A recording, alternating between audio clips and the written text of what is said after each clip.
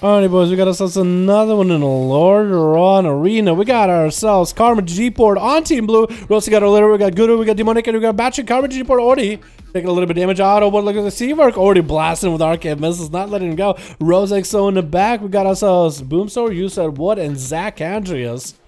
Lexip coming down to Seavark as Karma G-Port already finding himself at about half his health, going up with a little bit of that whirling dragon punch flying up in the air. I think what if Seavark knocks him up while he's midair with that? Does he just go up in the air, like fly for a bit? I think it'd be hilarious. Karma G-Port already popping in wall and defuse magic. Is waiting to use that Karma later. Maladuk rolling right now by Seavark. Perfect opportunity to really force cooldowns of Karma. Why is slow? Looking to land the Karma into Seavark. It's gonna be blinking away. No! Couldn't blink away from the Karma early enough. Just trying to blast through the Karma damage right now in order to see if he can take down Karma G-Port. Not looking to gut back. He's just still kited around in the open. Finally got on top of Seavark. Is going to hit him with an incap. Does he? Oh, he does nick him with a Fist of Fury for a second.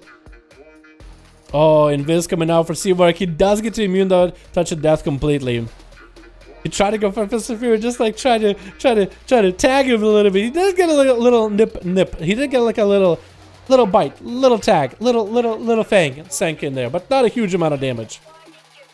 But Batch is going to be up next. Unlucky for Karma G-Port. Batch only getting locked out on Shadow. Arc and missiles flying already. Batch is not going to have a good time with this one. Now, last time on you, I did say, I feel like Shadow Priest counters Arcane Mage, and then I ate my own words.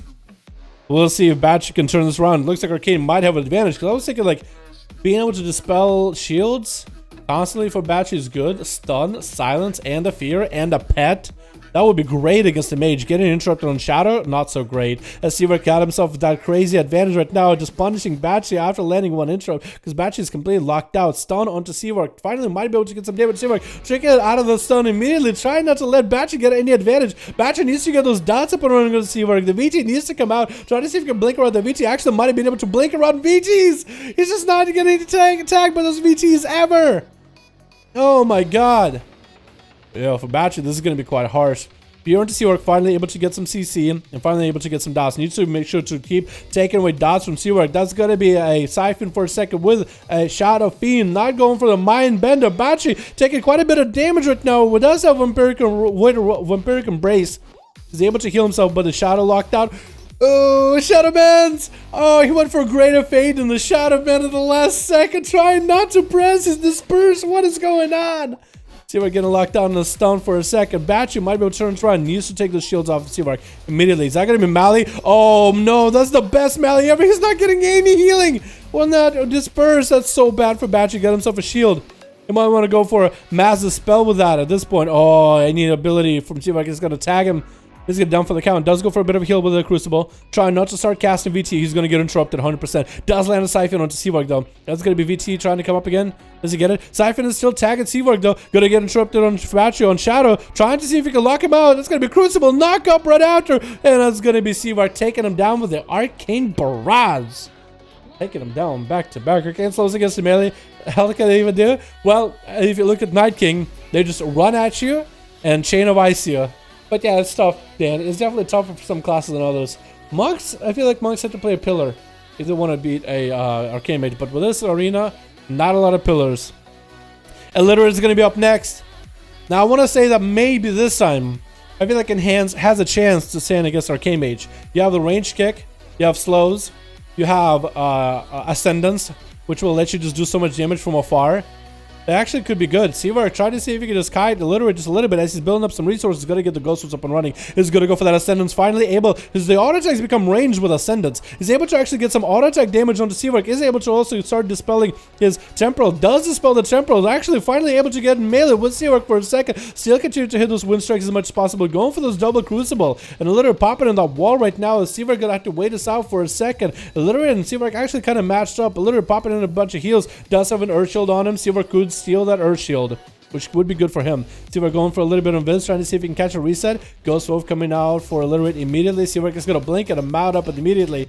Just trying to get some distance. That totem, Earthbind totem, is going to slow him for a second. Literally, he's going to at least be able to get his own weapons up and running. He's going to get the Frostbrand and Firebrand weapon rolling. Or Flame Tongue.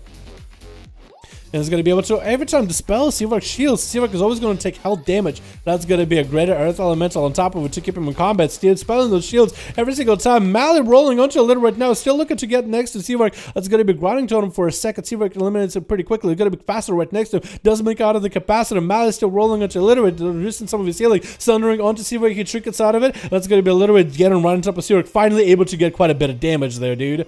Finally able to get a good proc for a big mastery hits. And Seawork does go for an ice block immediately. Told you. I think this one, it's an actually close enough matchup. Actually close. And Seawork is looking to maybe get himself a little bit of a full, a little bit of reset. A full reset with Illiterate. Maybe he'll go for some food, maybe mount up. Because he essentially needs to force out grounding. He needs to get Illiterate out in the open, no line of sight. And he needs to get his kick out. And then from there, he needs to go for the Arcane Missile spam. Get the big Arcane Missile damage out. And a little bit, I mean, without the line of sight, Seawork can't really get himself a full clean reset. Finally, the Earth Elemental at least gets away from him. And a little bit could get Ascendance any moment now. Could be good for him. Looking to maybe get some line of sight. Actually, it still looks like Seawork is one line of sight. And literally just popping in walls so you can just stay and keep running at Seawork. 6 minutes in there, he does not want to give up. Seawork did get himself a bit of an invis. Looking to maybe see if Illiterate might walk in the other direction. Going to be Earthbind Totem to slow him down for a second. Seawork is still on a run, dude. It's a bandit on a run, and Illiterate is there to take him down. Looks like somebody else left on Team Blue, which is very unfortunate because it wasn't Karma GG port. Very sad, very unhappy with that, but it's okay. Seawork trying to see if he can get some damage out on Illiterate as he got himself some huge setup. Trying to continue doing damage to Seawork as the damage over time is hitting down on Illiterate. Seawork can get himself quite a bit of a clear cast and procs. He might be able to get himself huge amounts of damage with those Arcane Missiles. Earthbind Totem next to him. Might just want to eliminate it immediately. Keep him slow onto Illiterate as much as possible. Does need to get a kick out of him though. It's going to be tough. 7 minutes in, 30% dampening. Seawork has still been having a hard time with this one so far. It's been a little bit of a struggle playing against the Team Blue's Shaman. Illiterate finally able to connect with Seawork. Not seeing a blink just yet. Seawork trying to go for some damage. Grounding Totem does come down, so a good portion of Seawork's burst actually went into the Grounding Totem, at least some of those Arcane Blasts. He still has those Arcane Missiles if he has any of them. Illiterate does have Ascendance though, so Seawork being out in the open, not a good idea. Those Wind Strikes are really quite crucial, quite brutal. For the Crucible to follow, Seawork has a dot ticket on him, is trying to counter it with his own heal. A 16% dampening though, it's going to be quite hard. I think Seawork might be going down here. Down he goes. Illiterate does take him out. Very unfortunate. Who's up next? Team Red are just like, oh, I can't believe Seawork actually went down. They're so used to somebody coming out and being a 1v4. But it looks like it's going to be Rose like so. Doing a little bit of a bow with Illiterate. At least he's paying him a little bit of respect. He's like, yo, what's up? I like that. He's actually letting Illiterate get like a full setup. Be like, yo, bow, all that. Good jazz. Get the duels going, all that. Because he knows he's going up against Enhancement Shaman. Like, what can he do? Capacitor turn him up and running for Illiterate. Trickets out of the Hodge from Rose as he goes for wings. While coming out for Illiterate. Does not have the Ascendance this time. Is going to go for a Sunder onto Rose. Doesn't do the most amount of damage, but does a little bit.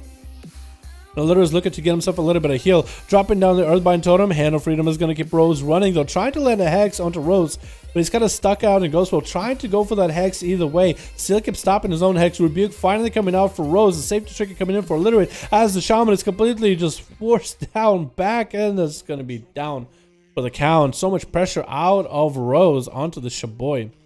Looks like Demonic is going to be up next with a Garrod onto Rose, trying to see if he can land up a Kitty. Hodge coming down onto Demoniac actually early. Rose hitting him with it early. That's going to increase his own health by the looks of it. A lot of you guys like to run Battle Master Trinket for extra health in duels. It'd be weird if it was like an actual like damage trinket with like stats. Mally rolling into Rose. Is Demoniac going to commit some big damage? He got a trinket of his own rolling. Could be a damaging trinket in this case. Not going for Vendetta. Hasn't got a kidney shot yet though. I guess it was more or less about the sustained damage, trying to make sure there's poisons on Rose at all times. Right as Rose was able to cleanse him.